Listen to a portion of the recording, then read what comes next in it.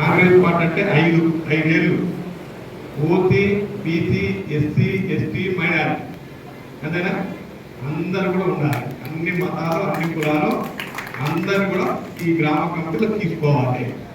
ఈ తీసుకునే గ్రామంలో అడిగి తీసుకోండి.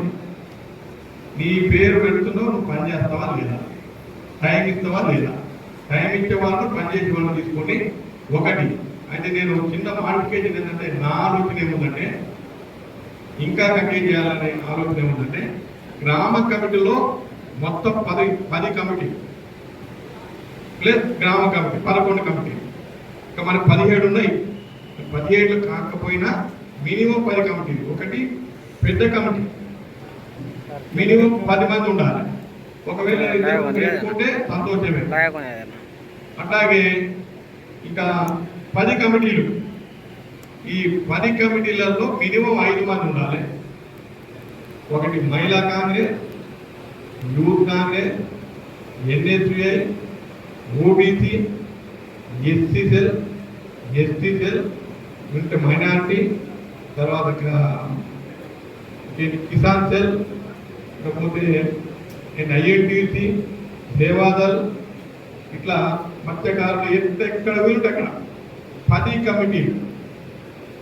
ఒక్కొక్క కమిటీకి 5 మంది. అంటే విలేజ్లో ఎక్కువ మంది దొరకరు. 10 × 5 ఎంత అయినాయి? 50 మంది. ఈ 50 మందిలో ఒక్క కమిటీలో 10 ఉన్నాయి, 5 ఎక్కువ వచ్చినాయి, 55 మంది అవుతుంది. డబల్ 5 55 మంది కమిటీలో ఉండాలి.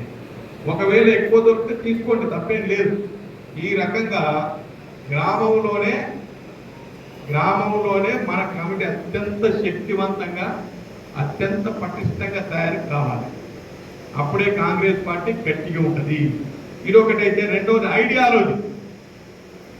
కాంగ్రెస్ పార్టీ ఐడియాలజీ తెలియాలి. ఈ ఐడియాలజీ తెలియకపోతే పార్టీలో మనం గట్టిగా పనిచేయదు. మన సిద్ధాంతం ఏంటి? కాంగ్రెస్ పార్టీ సిద్ధాంతం ఏంటి? మన సిద్ధాంతం దేని మీద ఆధారపడ్డాం? ప్రతి పార్టీకి కొన్ని సిద్ధాంతాలు ఉంటాయి.